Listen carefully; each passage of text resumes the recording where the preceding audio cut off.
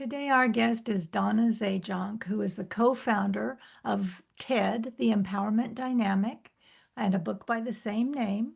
And she has spent 20 years with her husband helping develop mindsets for small groups, for corporate coaches, and for a bit larger companies on how to identify the drama triangle, the three roles that people play, and how they have come to an antidote for that so that there is a way out of circling the wagons of drama in the workplace. It's a fascinating conversation, very clear, very concise, very easy to understand, and very easy to apply. We're thrilled to have her, and we hope that you will get a lot out of this. Make sure that you like, share, and subscribe so that you don't miss one piece of what's coming.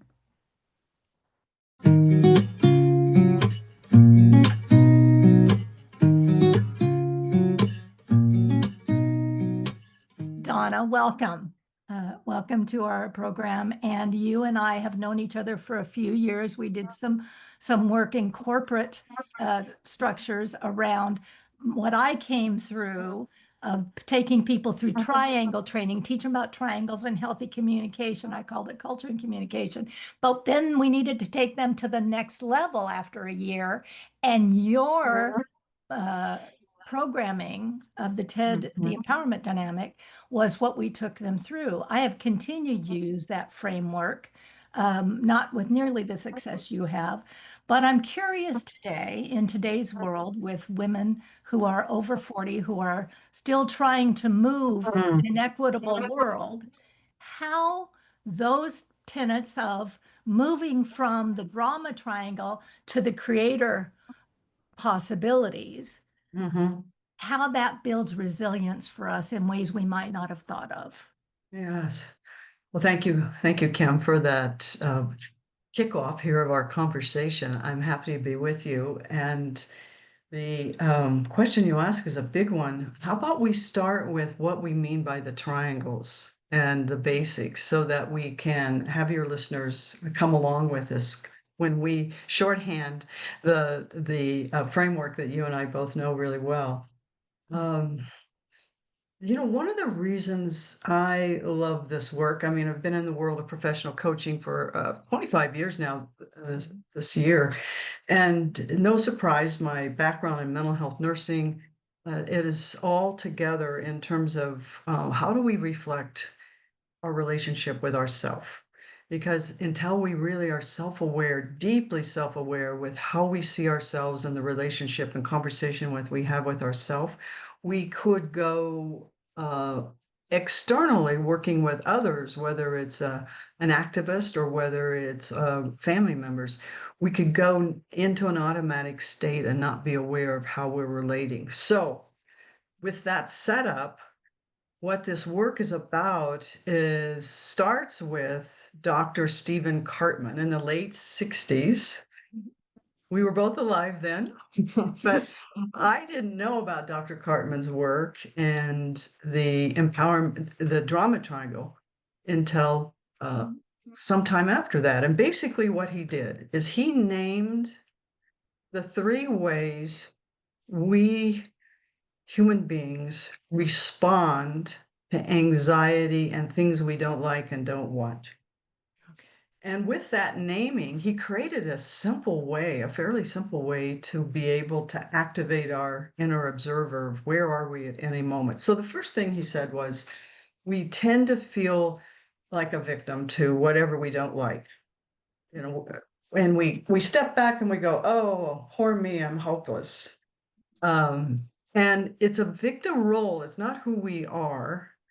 And yet there is this problem we don't like. We somehow have judged something out there in the world that we don't like. And he named that the persecutor, the thing that we don't want anymore. And so with this victim role, where we poor me, and then the other part of reactivity is he named this persecutor, where we lean in and we try to take charge. We try to control things. Okay, and so you know the third one that's coming, don't you? When that victim and persecutor dynamic gets set up and there's a lot of tension and back and forth, Dr. Karpman said there's always a third role that jumps in, and that is the hero, or he called it the rescuer. And the rescuers also trying to manage their uncomfortableness with the situation, but now they say, oh, let me help. Yes. Let me help you, victim and persecutor, sort out your issues so that everything could be calm and peaceful again. So, with these naming, I mean, there's a lot of archetypal work here. Jung and others, internal family systems have named so many other roles, but the simplicity of his three, again, really quick summary. We feel like a victim, we're not going to get what we want because something out there we're upset about. Mhm. The second one, persecutor, we don't like it, but now our strategy is to, I keep going like this, but constrict Yeah. and control it. And then he said, and then always the third one is the rescuer and the pleaser. So you've known those roles for a long time. I'm curious for you, when you hear me just recount them very briefly, what comes up for you Well, in you're terms of the absolutely right. The usefulness of. simplicity of it and the depth of it. And every time I take that into a group setting, and I do it whether it's over family systems or team building or whatever, they are gobsmacked because they've never thought of it that way before. And so that's the first thing. But the second thing is I, of course, then see the 6 layers deeper that work goes, how it goes from not just this thing or this person, but the way people mob around. So we're all the victims, and if we Mhm. just get rid of this one thing, then we'll all feel better. Or the way that we even have all three of those roles in our own minds in a one-act play. I don't have to talk to anybody, and I can hero and persecute myself all in the same breath. All in the same time. Yeah. All in the same time, and it can be the simplest things. "Oh, I don't like the way my hair looks today," or, "Why don't I have what I want to wear?"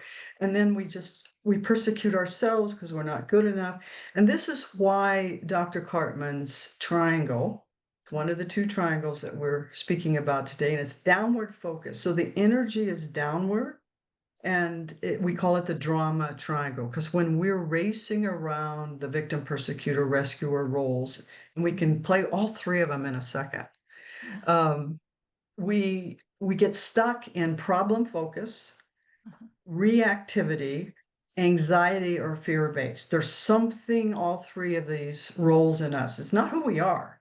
They're roles, they're personas, they're archetypes. And you're right, in less than 5 minutes, everybody seems to go, "Oh my gosh, that just names my relationship with my spouse or with my boss." And so, why is this important? For me, what is important about it is with the simplicity of naming the 3 primary reactive roles, we're able to activate our inner observer. We're able to stop, as you have said, after all these years, you still use it. We stop and go, wow, I just got really tight about something a coworker said, let's say. Mhm. What was that about? Oh, and then you listen to your inner talk, and it could be really destructive. Like, I wish that jerk wasn't on my team. I'm making it up, but this is common inner talk. Or it might be, gosh, I have no idea what my boss wants. I feel so powerless. Or, which would be aligned with that victim role. Or we might have a coworker that's struggling. Oh, let me help. And we overdo and we do for them, which is theirs to do. And that's the rescuer pleaser, which is fine. We want to help, but not when that's our only relationship to a Mhm. situation. So that ability to pause and activate the observer means we get some distance from it, Mhm. that Yes. the better selves, the higher angels in us are able to see. And then that's the key then is choice. Yeah. What do I choose to respond here? And you know where I'm going, the other triangle we're going to introduce Yes. here in just a minute.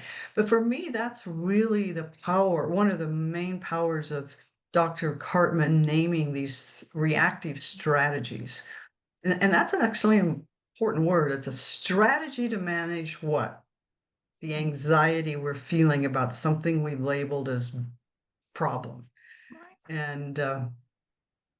otherwise, we can go on automatic. And our old strategies of maintaining and manage our anxiety, the story we've made up about something, can just keep going on a kind of like a treadmill. And we're not even aware until later that we just reacted without even thinking about something. Mm. It is autopilot.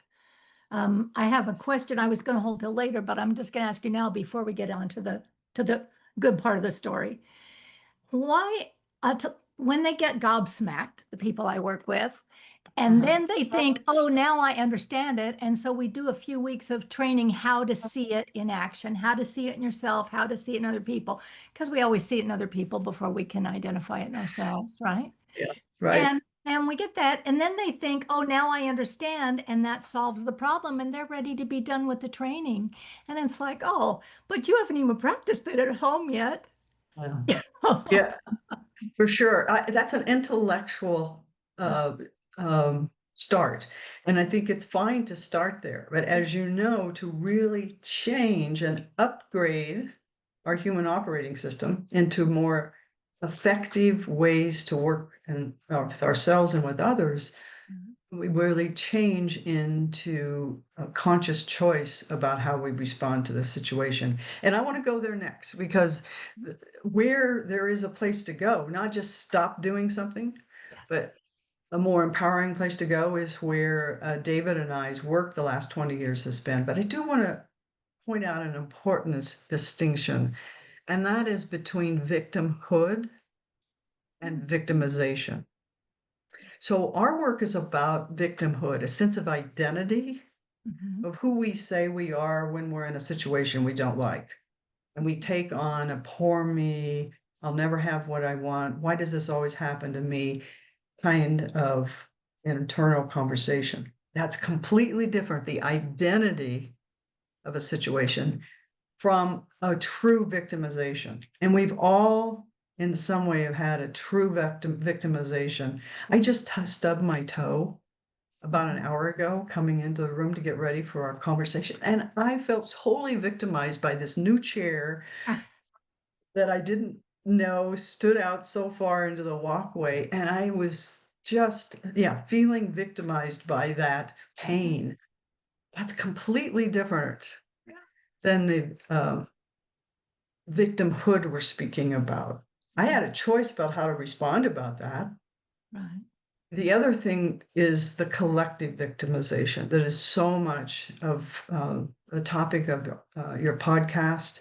And there Mhm. absolutely is, since the beginning of time, people that are truly victimized, whether it's collective, whether it's ethnicity, cultural, or whether it's a healthcare issue or it's a storm and a hurricane, we all have situations of true victimization. Our work is about the identity of victimhood. Does that make sense to you, that big difference? It does. It does. Sure. Yeah. It's like being in the persecutor role. Is that how I approach everything I try to control, or is that righteous anger in a specific circumstance? Mm. Mhm. Yes.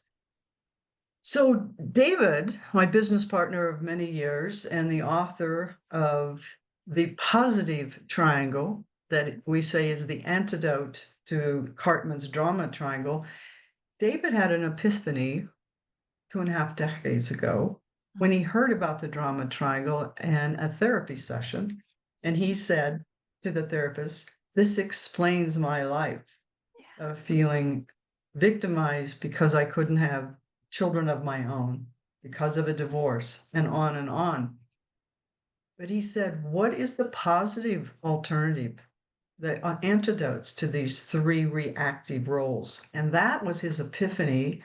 That is the other triangle. You talk about the triangle. So now Cartman is a downward facing triangle. Our triangle is a base that is upward facing, and the antidote to victim is career.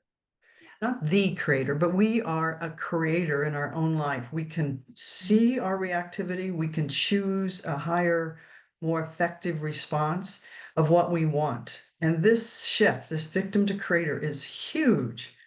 We can talk a lot more about it. But he also went on and said there's got to be a positive part to the persecutor role, this role that where we want to take charge. Well, there's a fire in that part of us. Why do we care? When we can turn that into not building, not tearing down others and ourselves, but to build up, now we become a challenger. Now we become a truth teller. We say what maybe no one else in the room is willing to say, but everyone's thinking it. That's the challenger in us. I love that role. So then let's look at what's the positive alternative to the rescuer. The rescuer, we want to help, right? When we're in our rescuer role, fantastic. Isn't it fantastic that there's people that want to help? But when we constantly help and disempower others because of it, we can go into a supportive role and coach them. And that's the part where we leave the power with them to decide, but we can still support. So with the creator, challenger, coach, we have a new triangle that we named the empowerment dynamic. So we have the drama triangle, and we have the empowerment dynamic, and we have this continuum. Choice is right in the middle of where and how do I want to respond to a situation. So I know TED has been something that you have taught and shared for a long time. TED, the empowerment dynamic. The Yes. acronym is TED, not TED Talks, Right. but it's still the empowerment dynamic that we affectionately call TED. Yes. Very powerful, powerful work, powerful in action, powerful in self-awareness, Mhm. and the way that you train the trainers in your organization is powerful in delivery. Mhm. So I'm so thrilled to have you here, Donna, because I'm forever recommending your work and people don't make the phone call to have the conversation. I'm going to blitz their screens with this for the next month. Say, maybe then they'll call. Well, call and start with David's first book, The Power of TED. It's available wherever books are sold, Amazon. It's a story. Mhm. It's a story about a guy named Ted, who's kind of a sage-like fellow who walks on a beach with David, and over the course of a story of 3 or 4 hours, helps David to see how he can get very stuck in his reactivity stories, Mhm. where he can race around that drama triangle, but he always has a choice. So I would recommend starting with that story and to be able to see and apply it in your own life. Because as you said at the beginning, it's seeing it first of these roles. Again, it's not who we are, but they're roles that we can identify, we can stop and pause. Do I want to go downward into the energy and stay in the reactivity and race around the drama triangle? Do I want to stop and pause? Mhm. I want to take responsibility for what I say I want in the moment. Mhm. Will I be that truth teller, a challenger? And will I support others rather than do for them what they can do for themselves? So how we apply this now to your really big question about resilience, about how does these frameworks, these two triangles help us maintain and support our more positive energy is, what I think is really good work that you're asking. How do we do this? Well, and Especially at a time in history where we're so bombarded and our speed of life, Mhm. the human body was not made for this speed of life. Yes, correct. And so it's so easy to get triggered Mhm. and to go into reactivity when we see so much of what's going on in the world that we Mhm. don't like and don't want. And the risks are high. Right, The consequences are getting right. higher and higher. So it's natural that we would react and feel Mhm. powerless Well, and and exhausted. what I'm seeing in my client base is a level of detachment and burnout unprecedented, right? Mm. Particularly for people who are marginalized or at higher risk.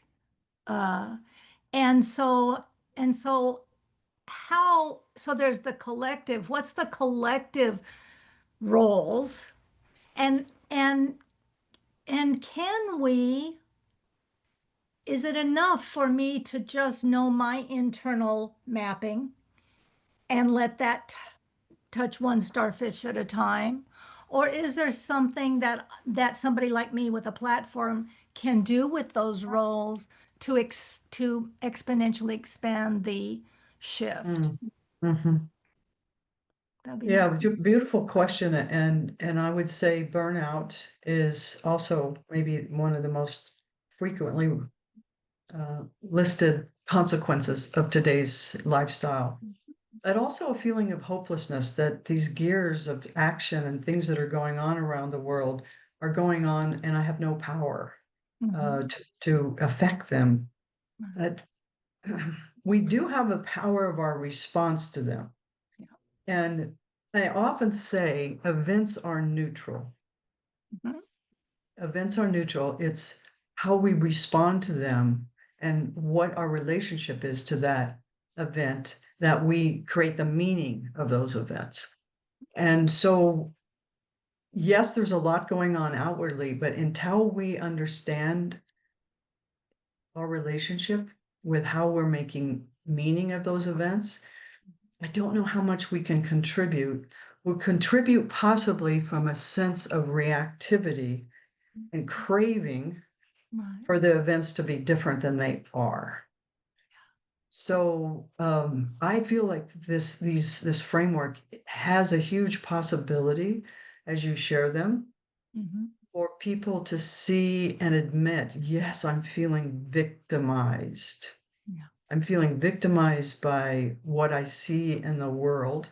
Right. But until we admit that and work with our relationship to how we're naming an event and then naming my victimy, I call it victimy mindset because I can really hear it when and again, it's the stub toe or it's immigration policy. I mean, I could go from the wide, I can see the nature of the Yeah. wow, I have no choice here in how I respond to the situation. It can happen so fast that that's not actually true. I do have a choice about the way I respond. And that choice has everything to do with whether my energy continues to get drained Mhm. or whether or not I can pause, take care of myself for a few hours, a few days, and rebuild how I see what's happening through my sense of choice. So let me stop there. That um,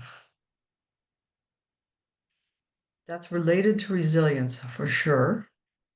But I want to hear more about how you've explained these roles and what you see in the way people are able to maintain a higher level of energy in the midst of this Right. rapid life, Well, I rapid can only talk change. about my experience because it's unprecedented for me too. And I've always prided myself prior to 2020 on being able to see both sides of every argument and being pretty neutral and and I've realized in the last couple of years particularly, and I will say to people, the only story that matters here is the story we tell ourselves.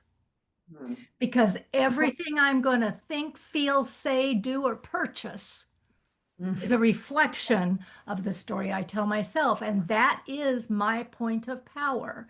And Mhm. when I get caught up in the doom scrolling, I've had to do digital detoxes twice this year to force to physically step Mhm. back to regain my balance instead of feeling the urgency to push, push, push, push, push when it's not when it's not Yes.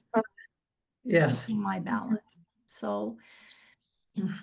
the triangles, the training brings me back to myself. So, but what you said something that was so poignant, whether it's hours or days or weeks, because giving ourselves permission to recover from Mhm, some of the crazy, some of mhm. that triggers some of the stuff that I still is still flying around in my body unhealed that I didn't even know was there. Um, And so if it triggers something like that, I've got a little more to work to do than, on a basic 8 to 5. Yes.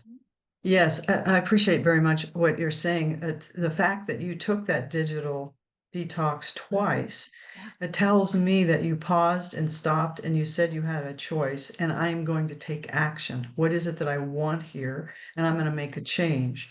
So just about 2 weeks ago, I was out on my back porch speaking with a new woman friend, didn't know her well, very well read, and she was sharing how exhausted she felt and how hopeless she was feeling.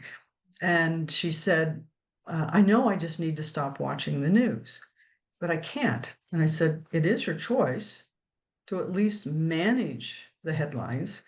And she says, but I might miss something. And I don't want to miss anything because I want to know what's going on. And I said, yes, we have a duty to know what's going on, but what's underneath that craving to be in such a relationship with the news. She said, "Gus, if I don't, I might lose control of how I can help." And I said, "And what is the toll this is taking on you?" She said, "Well, I'm exhausted and I'm feeling more and more hopeless." So, in that sense, if we were to apply the two triangles and these six roles, yes, she's feeling victimized. And when I lightly challenged her that she had a choice, she did not report in that brief conversation that she felt like she did have a choice.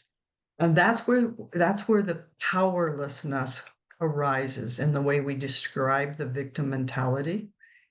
And it takes courage to step out of that. It Mhm. takes courage to say, yes, I do have a choice. Yes, I'm going to take a different action. Yes, I am going to take a digital pause or whatever it is that might be the external circumstances Mhm. that are creating this sense of powerlessness. And I will say, after 20 plus years of coaching folks on this issue, I have found that the subtleties of the victim mentality are so deep. Mhm. And I mean, if you think about it, every day we get closer to our body dying. Yeah. And if we want to go very existential, maybe not, but in the back of our minds and our hearts, we know this body's going to pass. Yeah. Just by that nature, there is an existential victimization built into life here on this earth. And until we recognize that subtlety, but also that huge stage that we human beings are playing out life, we may not be willing to take the responsibility, to say what we want and then to take action to create what we want. In some cases, it's easier, and I'll even say lazier, to not face those decisions.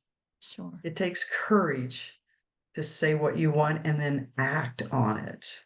Yeah. Does that resonate with you? It sure does. Donna, in the work, so you've got 20 years of this, I've got that or more. My question is, what percentage of people, because you talk with these people all the time and you've gotten like I am, I can tell kind of where I'm wasting words and where we're ready to have a deeper conversation. But what percentage of people who come into the work grasp it and move it through to embody it? And what Mm, percentage, I work with highly functioning addicts and alcoholics. So I kind of have a feel for the numbers. And it may not be the CEO who's going to be helped, but when his wife brings their son in, their adult mhm, son, mhm. okay, it might not be the person that you think, and I can never tell who's going to get and who isn't. So I share it with everybody. Yes.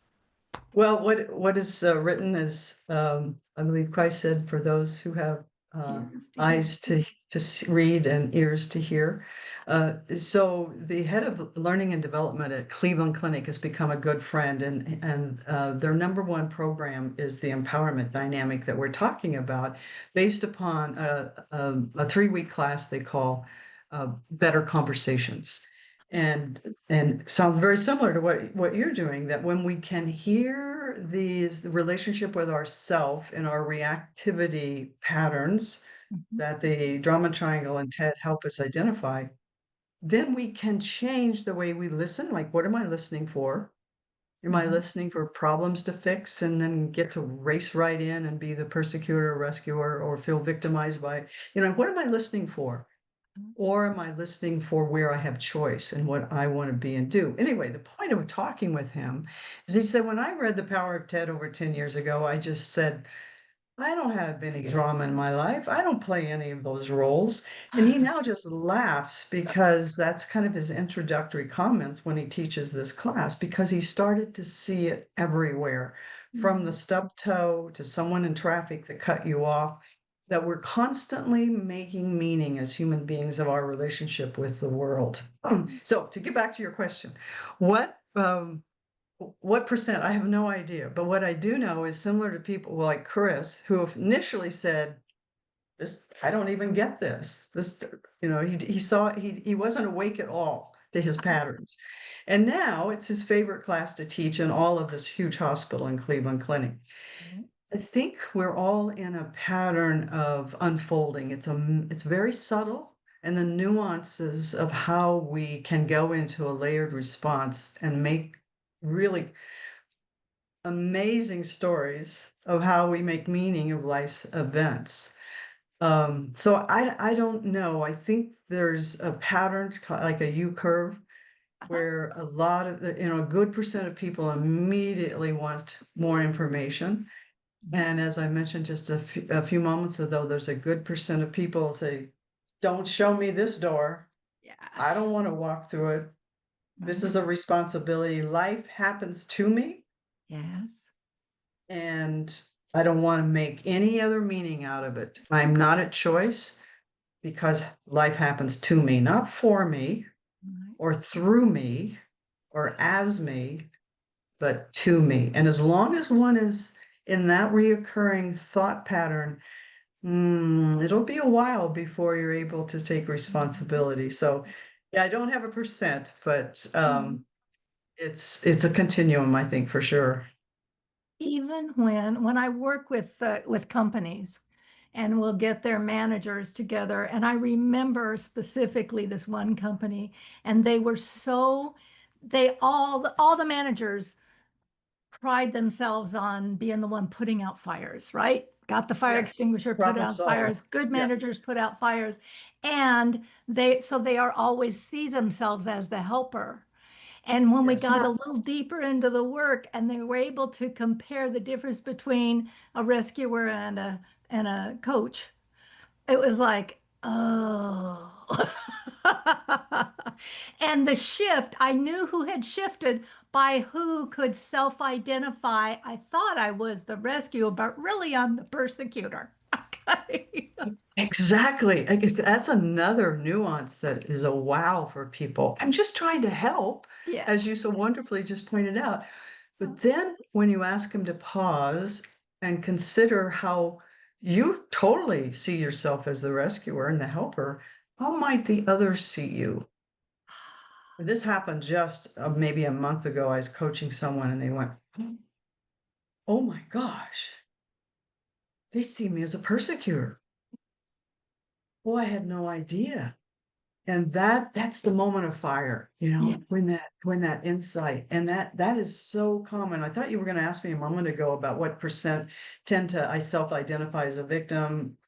Because Oh, how we enter the drama triangle is fascinating, isn't it, Kim? yes. Oh, You know, we're yeah. because we all tend to have a go-to role. I definitely enter the drama triangle as a pleaser and a helper. Hmm. Hmm. And other people will say, "Oh, no, I clearly feel powerless." And other people, they don't like to raise their hand because they I don't know. want to identify as a persecutor, because they think that's the dark Bad side. guy. Yeah. But I would say from these many years when I asked for that poll, it's pretty clear that 70, 75%, about 3/4 self-identify as a rescuer, Wow. Yeah. a helper. We all want And to it be the doesn't hero. surprise me. People are interested in personal development that come to our Mhm. work are Yeah. helpers, right? Yeah. But it breaks their heart when they see that they're over helping ways.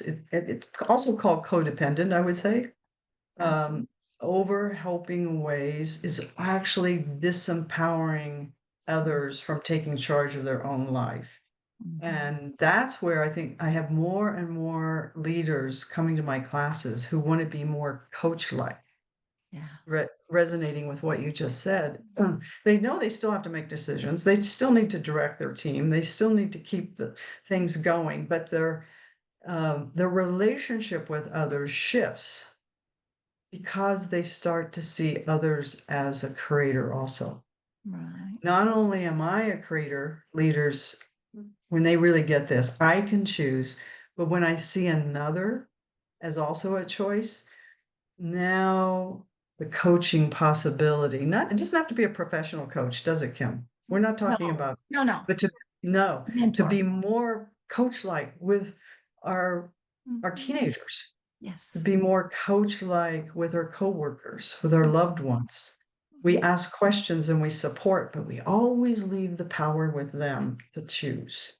Yes. When I'm in the rescue mode, oh, I'm totally I've got a zillion ideas. I think you should do this, and let me help. I can do this for you. Uh-huh. Uh, yeah, I have that strong pattern, but boy, now when I'm around others who default to that, it's like fingernails on a blackboard because I go, whoa, no helping, no over helping here. Yeah. No, I can decide, Right. and we got to set our boundaries. As we're starting to wrap up, I'd like to take us back. We had a conversation before this started, then I'd like to take a snippet and bring it forward. And the conversation was about the difference in that I started my life, in my 20s, apathetic, Mhm, apolitical, all those things. And and these tools have empowered me along the way to find my voice, to own my voice, to recognize that silence doesn't keep us safe, and to find a way to stay in mhm, my power rather than acquiesce and go and be and imagine safety. Your we came the other way. You came from political, which I didn't know until today. So I'd like to yes. kind of share some of your journey and how these tools have enabled that, because growth is growth no matter which way it takes you. Yes.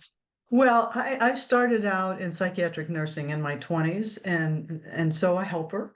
I've Mhm. always been interested in personal development psychology. In my late 20s, I ran for the Oregon legislature. And I was the first elected nurse in the legislature. And so, this is a few decades ago. But I spent 3 terms there, and then I ran for Secretary of State statewide. I didn't win statewide, but I stayed involved in partisan politics. Then I started campaign as a campaign director for a governor's race, and these were all in Oregon in the 80s. Mhm.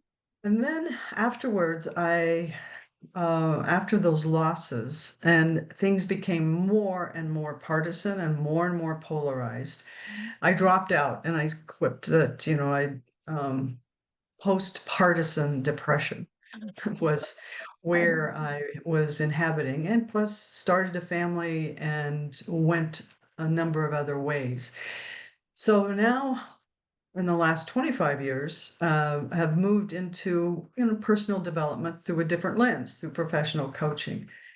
And now I'm involved in politics as a voter and as a reader and a watcher and visualize Mhm. um, a multitude of ways that we could be working together and have that hope. And I write a blog, not so much about politics, but yes, my life has gone from a very early age with activist, Vista volunteer, Mhm. partisan politics, because I care about the world. And Yeah. I love that I care about the world. Yes. But in my later years, especially with meeting David and spending 25 years nurturing the empowerment dynamic, I never dreamed that it would become my life's work. And why has it? It's because of what we've said here today, that when people hear the work within a few minutes, they're able to ignite a deeper awareness with themselves. And that to me is the path to global and collective empowerment. Until we can have that fire of empowerment into our own life, our own choice, we'll continue to be exhausted, even hopeless. We'll strike out and be critical of others and tear down as a way that we think that's the only way to work with conflict.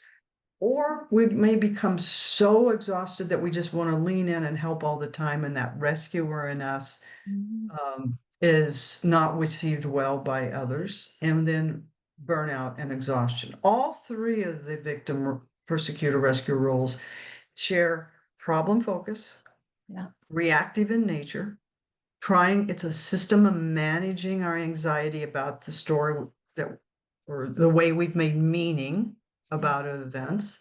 And we engage with others through this place of craving and wanting to change rather than the empowerment place of listening and co-creating.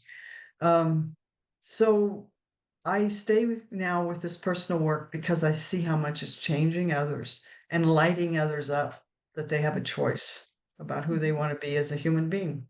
So yes, I guess we started in different ways, but maybe ended up about the same place, Kim. Same, yeah. So my question is, as we're gonna wrap, and what does resilience reimagine mean? My Yeah. my question is, I'm coming to you as a woman who is um uh not sure how to navigate these strong opposing political feelings I have in my little community here when when the ideals are so opposed to ideals that I Mhm. hold. How can the empowerment dynamic help move me out of my activated state of reactionary and into something? How can I have a conversation with that woman with the Trump flag? I'm just Yeah. saying. How? Well, the first is, and that's a very good question, and it's an everyday kind of question. The first is, how do I see them? Yeah. Do I see them as a problem to fix? Do I Mhm. see them as, from a very judgmental, Mhm. angry place? Or do I see them as a creator? Do I see them as, I use the word now for myself, a divine being. Okay. I don't always say that in more secular training opportunities, but do I see them that way? And oftentimes I'm shocked at the answer, and I say, no, I don't. I see them as narrow-minded. I see Mhm. them, and then I list my litany of judgments I've made about them. And one of the things I've learned, Kim, is that how I see others Yeah. is how I see myself. Yeah. The external world is a mirror for my inner world. So Mhm. now, if I listen to my inner talk of that judgment of the other, the woman that you mentioned, Yeah. now I step back and I pause and I have a choice about, how do I want to see myself? Do I see myself as someone who can listen, who Mhm. can learn, who can be open hearted, who can honestly listen to their point of view rather than the me story that's constantly going on, Yeah. where I listen from a place of, I can't wait to interrupt them to tell them where they're wrong and my point of view. And where is that conversation going to go? We're going to race around the drama triangle together. Right. Good. So Yeah. such a great question. I guess it's taking responsibility is what I most want to say, is for my own view of the other. And how I answer that is going to have everything to do with how I listen and communicate and relate to them. Yeah. And the I work you don't need to have do to any get. idea what's going on and how things are going to turn out in this world. Yes. I have no idea but I want to, and I am contributing the best I know how to stay engaged through a place of co-creator essence for us all to listen together. And the work I get to do, I believe, helps contribute to those conversations. Beautifully said. I'm convinced of it. Thank Mm. you for your time. Is there anything we haven't covered that you think is imperative? Well, I would say self-care. When it comes to resilience, for me, resilience, it used to be the way I looked at resilience as some sort of tool or framework that helped me bounce back. Okay, I feel really down. I feel I don't like the situation at work or home. I'm exhausted. I want to be more resilient. So I'll take a massage afternoon and I'm sure I'll feel better after that and I'll be able to bounce back. I'm really learning that that is not resilience for me. It's yes, I need to take a rest. It's an energy break. But for me, resilience is how do I grow and expand my capacity to be with what is, no matter what the situation. So I'm learning and growing and not just always bouncing back. Mhm. The learning curve is a gradual upward. I think it was Martin Luther King who one of my favorite quotes is the arc of justice bends, the arc of humanity bends towards justice. And I believe that. So I continue to see my own resilience as an arc. And I mean, yesterday, for example, I woke up sad. I was really aware of my feelings and I took a complete day off, took some walks. And so to me, that's an energy renewal and it contributes to my ability to keep learning and growing. Um, but it's not just to bounce back and next time when I wake up sad, just gonna buck up and get through it. I actually relax and see an opportunity to work with what is arising in my inner state that may be causing this sadness. So healthcare or personal care, both long-term as well as moment, hour at a time, day at a time, resilience is crucial to moving through that trauma triangle. Brilliant. Yeah. Thank you for your work. Oh, thank you. As people who have heard you are going to go like-minded, or I want what she has, how do they find you and your work? Uh, yeah, thank you. Our company is called the Center for the Empowerment Dynamic. Uh, Um, website is theempowermentdynamic.com. Go to Amazon. We have 3 books. David's first book, The Power of Ted. Might encourage you to start there. It's an easy read. And then my book that came out a couple of years ago is also a parable, a teaching story, and it's about Sophia, a master coach, that the narrative is about how a master coach teaches the empowerment dynamic to a very headstrong CEO who's not the least bit interested in anything other than fixing her team. And so that's the story. And my work now is almost full time is teaching the empowerment dynamic as a coaching framework. Got it. How to coach with it, not, the coach role in the empowerment dynamics, very real as we touched upon, Mhm. but learning to be coach like as a parent, as a minister, as a podcast interviewer, as a person is where we go with our coaching classes. Beautiful. And is there an email or a telephone Um, on the website? it's mainly emails, Okay. Donna@powerofted.com. Well, my book is called Who Do You Want to Be on the Way to What You Want? So it's all about the beingness of the empowerment dynamic and of the relationship to self as the clue to how you're relating externally to others. So who do you want to be? Not just what you want to do or have, but Mhm. it's our relationship. So yeah, Amazon and is the best place for books, and then empowermentdynamic.com. Got it. Donna, thank you for your time and attention today. I appreciate you allowing us to introduce you to a new audience, newer, what little bit we have. And it's just wonderful to see you. I wish you every happiness and in Thank your you. travel. Wonderful to see you again. And I know it was on the West Coast in Seattle, and you're over on the East Coast now, but power of technology allows us to connect. Thank you, Kim. Thank you.